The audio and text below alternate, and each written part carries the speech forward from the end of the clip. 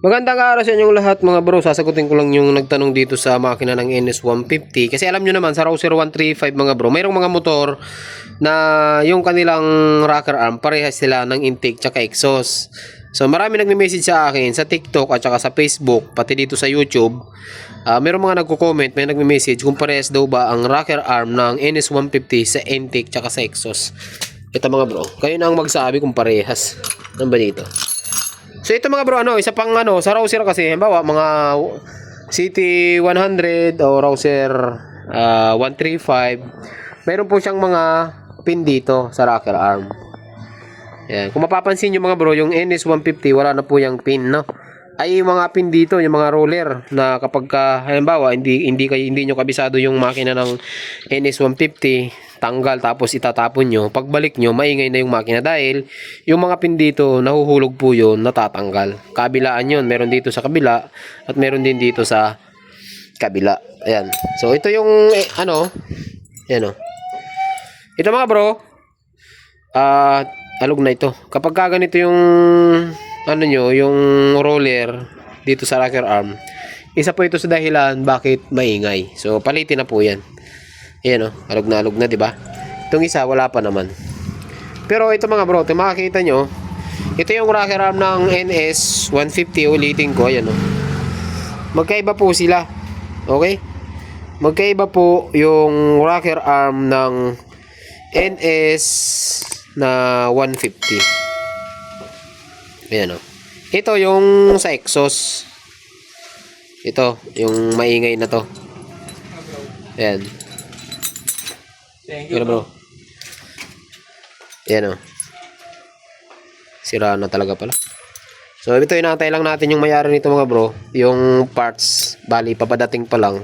So nilinisan ko lang pati yung Shogun na yun na ginagawa natin. Ito icon to, overhaul din to. Ayan So overhaul din po yan. So ulitin ko mga bro, doon sa mga naka-NS 150, hindi po parehas ang rocker arm nyo. Kaya kapag nasira yung intake, bibili kayo ng intake. Kapag nasira yung exhaust, bibili ka ng exhaust. Okay? Ayan may nakalagay naman Ito yung E, exhaust, yung I, intake po yan. Sa Rouser 135 kasi mga bro, or ibang mga motor, pwede magkapalit yung rocker arm. Ngayon, na lang, parang ibabalance nyo na lang dito sa tune up. I-tune up na lang. Okay? Tapos, dagdag kaalaman na rin mga bro, itong rocker arm mga bro is ang trabaho nito. Ito yung nagpapalubog. Ang trabaho niya, ito yung nagpapalubog sa barbula. Kung nakakita nyo, mayroon dito dalawang konti. Ayan dalawang tappet screw ang tawag po dito. Ayan, tappet. Yan yung nakatukod sa barbula. So, tapos itong roller naman, ito yung naka sa cam natin dito. Ito yung ating camshaft. Ito yung camshaft bearing. Ito yung tawag sa bukol na yan, cam lube po yan.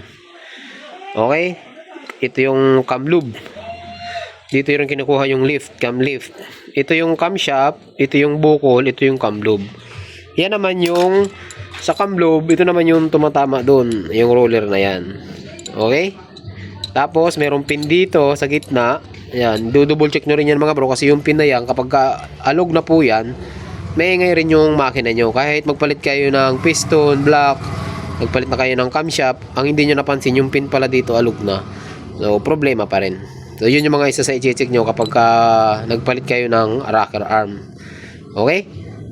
So ulitin ko, doon sa nagtanong, hindi po magkaparehas yung camshaft ng NS150. Ay, camshaft, sorry. Yung rocker arm ng intake tsaka exhaust, may kaiba po sila. So, hanggang dito lang yung video natin, mga bro. So, wala nang kung makita nyo, hindi na tayo naglalagay ng intro kasi marami yung ang haba doon ng intro natin, kaya tinanggal ko na. Alright?